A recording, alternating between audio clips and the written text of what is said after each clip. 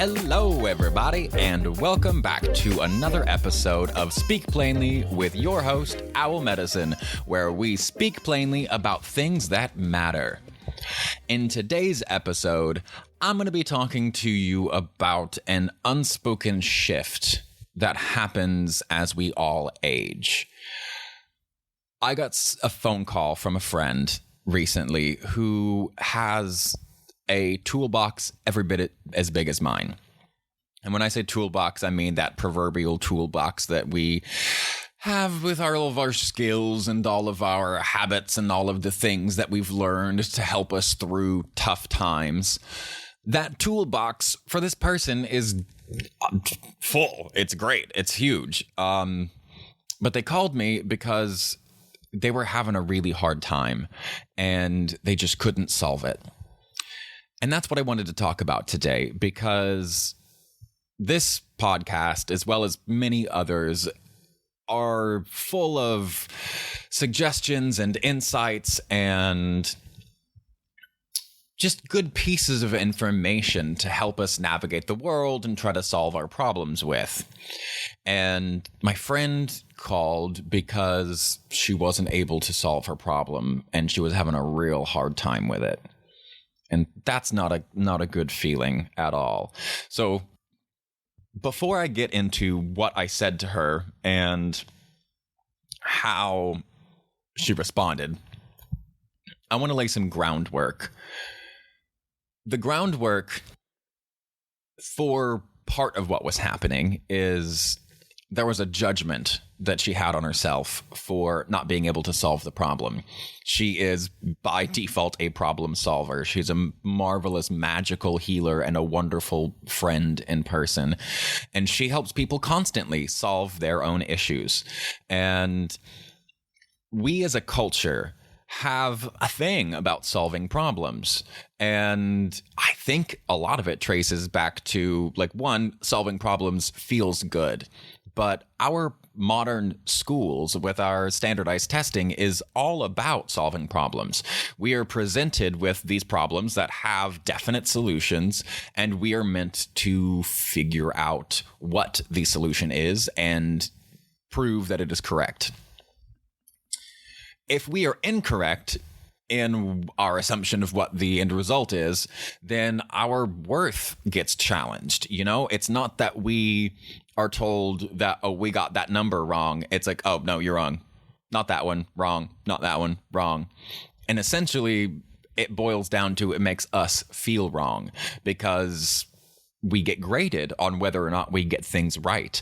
And then your worth as a person, you're an A student, or you're a B student, or you're a C student, or you're a D student, or you're a dropout.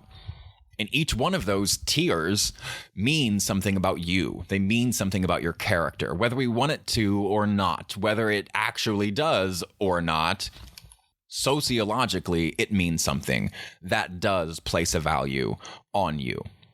So getting a grade based on getting a problem right works to a degree when you're a kid, because when you're young and you're small, you understand a lot less about the world and how it all works and how the universe never goes all your way. I mean, it seems to as a kid because you don't see much. But the universe really goes a little bit your way, a little bit my way, a little bit that guy's way, a little bit that lady's way, a little bit this day's way. And it's supposed to go that way because otherwise we're all kind of screwed, because otherwise it's going to go all one guy's way and then we're going to be screwed. So it really makes sense that it goes a little bit this person's way, a little bit that person's way. And that's just the reality of life. But we get screwed over from the beginning because of the way our schools teach information. We get presented with this concept that every problem has a solution. And when you're young and you understand very little about the world, you understand that your problems do have solutions and you need to come up with them. And certainly there are a lot of problems in the world that do have solutions, but there are more that don't. As we grow, we go from kids who understand very simple things and we think mostly about ourselves, our own problems, and how to solve them. But when we get old enough to start contemplating other people's problems and how our problems are intertwined with their problems, we begin to understand that the universe going a little bit one person's way and a little bit the other person's way is the natural course.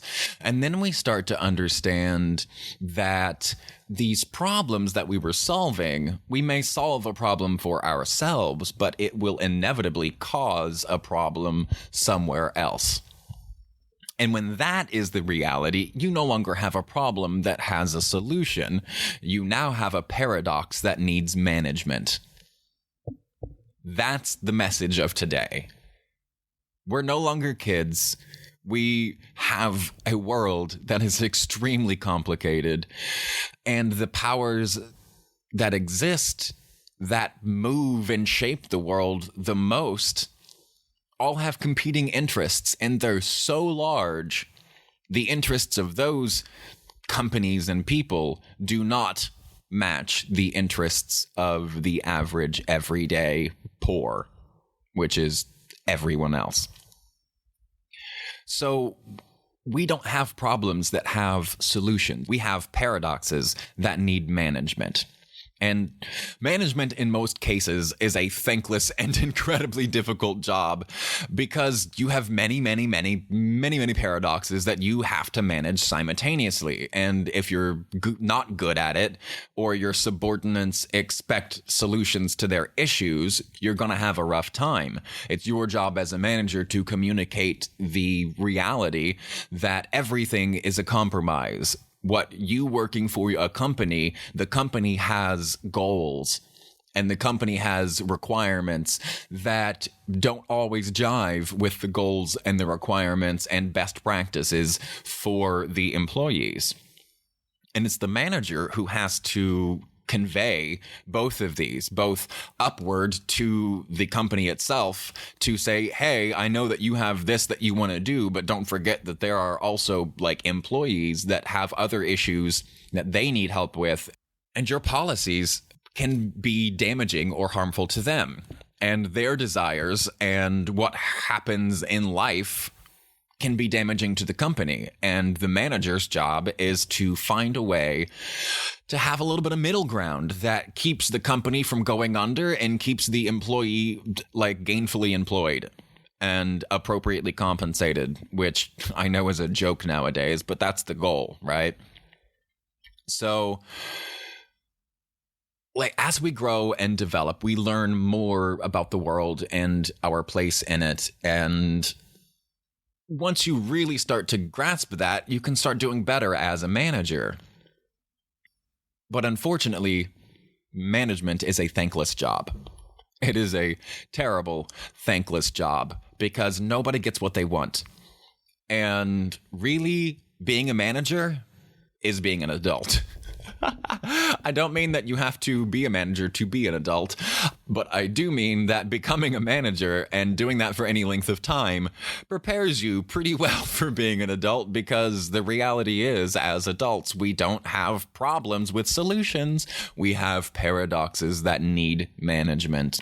The really unfortunate part about that is managing a paradox is not fun. There's no resolution. When you solve a problem, you get a boost of dopamine. You get that little hit. You get your little celebration of, yay, I did it. I solved it. Hooray! There's no win-win as a manager. If you're a parent, it's the same thing. One kid's poking the other or teasing the other, or like it's never a win-win. It's very rarely, anyway, a win-win, because either you're screwed over, or one of the kids is screwed over, or the other kid is screwed over. Somebody's mad about something, and that doesn't feel good. So we're left with this unresolved sense inside of ourselves, and that weighs on us after a while. And right now, in the world, in January of 2022, COVID is still going strong. COVID's had a couple of babies, and now those babies have had babies, and they are running rampant. We are all scared and worried. We're uptight. The things that we used to rely on for our coping, we can no longer rely on. Our social bonds are stressed. The people that we used to rely on are more stressed, so it's harder for them to help us in the same way that they used to. It's harder for us to help our friends in the same way that we used to. Everybody has a huge weight on their shoulders. So the bottom line of what I told my friend and the overall message of what I want to get across today is sometimes it sucks. Sometimes everything sucks. All of it. And you just have to sit with that.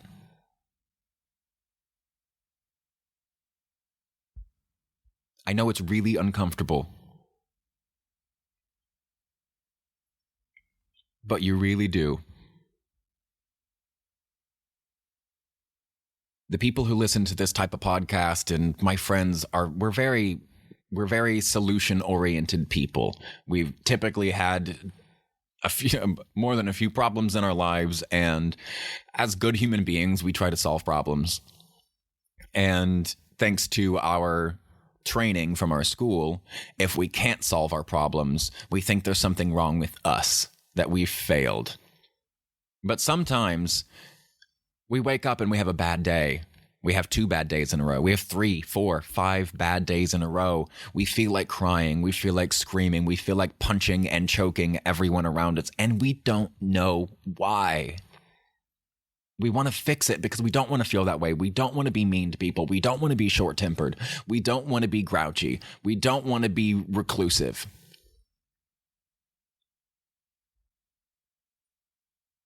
But sometimes you gotta be. But sometimes you gotta be. Sometimes you have to be aware that you can't solve problems. Not all of them. Sometimes you have to just deal with the suck. And that doesn't mean that you failed because you couldn't solve the problem. It doesn't mean that you failed because you didn't know what the problem was. It doesn't mean that you failed because you had a bad day and you're on recovery. It doesn't mean that you lost a sense of yourself. It just means that you had a bad day. What makes me feel even better about this is the ancient Egyptians, and the Mayans, as well as many other ancient civilizations, all had multiple calendars. They had a secular calendar and they had a holy calendar. And at least the Egyptians and the Mayans, their holy calendar, and a few other places, but those two definitely, their holy calendar was 360 days, whereas the regular calendar is 365 and some change. So what happened to those 5 days? And honestly, this is what happened to those 5 days. I don't know. I didn't live then. I'm not an ancient Egyptian or an ancient Mayan, nor do I have prophetic abilities. Would it be prophetic? No, prophetic is toward the future. I was like, I wonder if there's a preface for that word that would allow for that to be post haste. Anyway, I'm not a prophet. I wasn't alive then. I can't tell you exactly why they did what they did, but I do know that those 5 days were just gone. They were eliminated from the calendar, and their holy calendars were often based off of astronomy and astrology. And for me, these 5 days, they're duvet days. Duvet days was a concept that was brought to me by this really awesome lady who wrote the book on Chinese facial reading. And she talked about how she needs these duvet days every once in a while, especially after flying or doing really strenuous activities, where she has a day where she just lays in bed under the duvet. And that's all she does. She gets her super fancy little jar of mustard to put on her little charcuterie board or whatever, not much calories or whatever. But the whole point is that you rest and relax and you recognize that there is something good And for me, holy in that. Those 5 days are missing from the calendar because it's a holy calendar. And I think those 5 days I consider holy days because, especially in the Western American world, in a capitalist world where productivity and output is king, resting, recovering, and those down days are more important than they've ever been. Because they just happened to our ancestors. They don't just happen to us. We got to figure it out on our own. So those duvet days, to me, are holy. These days where you can't figure out what's going wrong, you can't figure out why you can't solve it, you feel like crap, you want to cry, you want to sleep, do it. This podcast so far is full of tips and tricks and suggestions to help you when things get rough. It will continue to do that. That is one of my personal goals. It's one of my favorite things, to help people with that, because I have had some really, really awful times, days, months, weeks, experiences, years, whatever. And I've collected a good number of tools and coping mechanisms to help me through these things.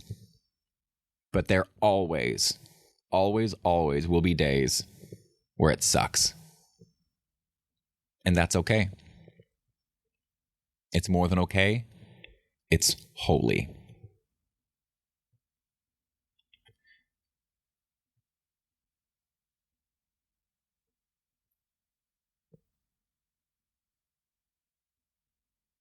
So when you have those days, that day where you can't hack it. It's too hard to drag yourself out of bed.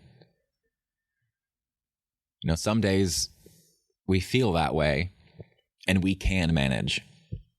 We can pull ourselves out. And on those days, hell yeah, go you. Good work. But I just wanted today's episode to be a little reminder that there will come days where you can't. Maybe even about 5 of them a year. And that's fine. Don't judge yourself. You're not a failure because you had bad days. And you're definitely not a failure because you couldn't solve your bad day. Especially out on the West Coast, there's a toxic positivity culture. And that's not me. I am painfully realistic. I am an optimist who is painfully realistic because, frankly, I find it hard to operate under other assumptions. So, try not to judge yourself too much.